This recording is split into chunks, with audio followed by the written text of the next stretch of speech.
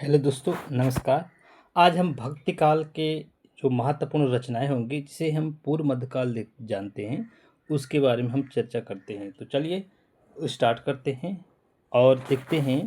तो बीजक बीजक के अंतर्गत आते हैं साखी शबद रमैनी। ये जो रचना है, ये आपकी किसकी रचना है, ये भी आपको याद रखना है। तो ये कबीर दास जी की रचना है, ये भी आपको याद रखना है।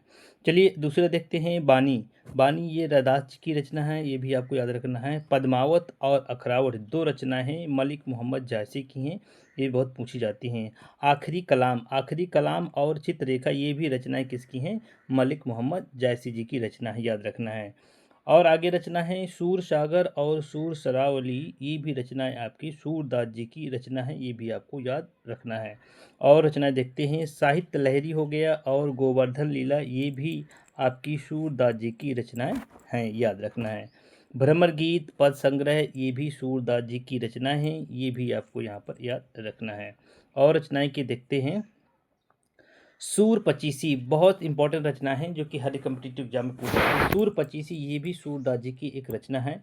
और अगली रचना है रामचरितमानस, ये गोस्वामी तुलसीदास जी की रचना है।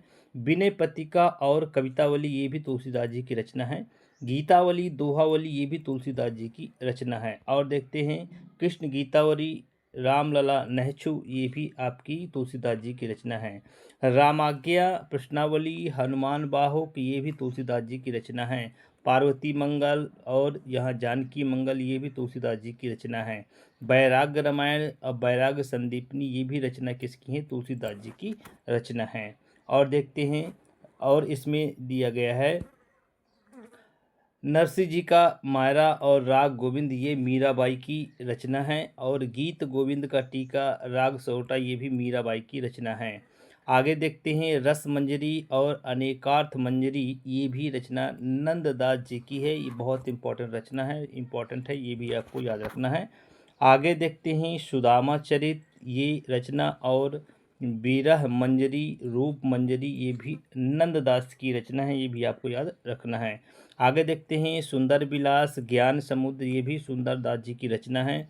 रत्न खान ज्ञान बोध, ये भी मल्लुक दास जी की रचना है। हंसावली ये रचना असाहित की है, ये भी आपको याद रखना है। चंदायन या दूसरा नाम है लोर कहा, चंदायन या लोर कहा, ये रचना है मुल्ला दाऊद की है। और मधुमालती ये मंझन की रचना है। मृगावती कुतबन की रचना है। चित्रावली ये भी उस्मान की रचना है, ये बहुत इंपॉर्टेंट रचना है। आगे देखते हैं माधवानल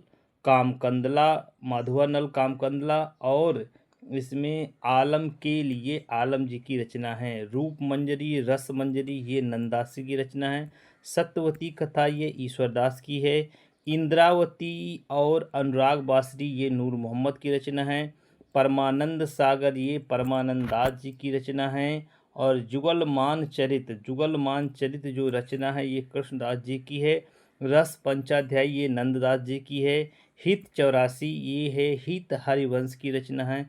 प्रेम वाटिका सुजान रसखान, ये रसखान जी की रचना है, बहुत इंपॉर्टेंट। दान लीला ये रचना है रसखान जी की है। सुदामा चरित नरोत्तम दास जी की रचना है। राम आरती रामानंद की है। भक्तमाल नाभादास की है, बहुत बार पूछी गई रचना है।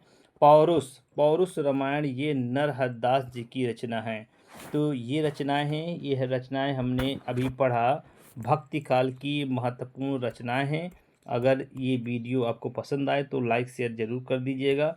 और इसमें सभी रचनाएं पूछी जाती हैं, तो हम हर काल की अलग अलग रचनाएं यहाँ पर देख रहे हैं। नेक्स्ट जो वीडियो आएगा रीतकालीन की महत्वपूर्ण रचनाएं होंगी। अगर ये वीडियो पसंद आए तो शेयर ज़रूर करिएगा। तो चलिए अगले वीडियो मिलते हैं, तब तक के लिए धन्यवाद।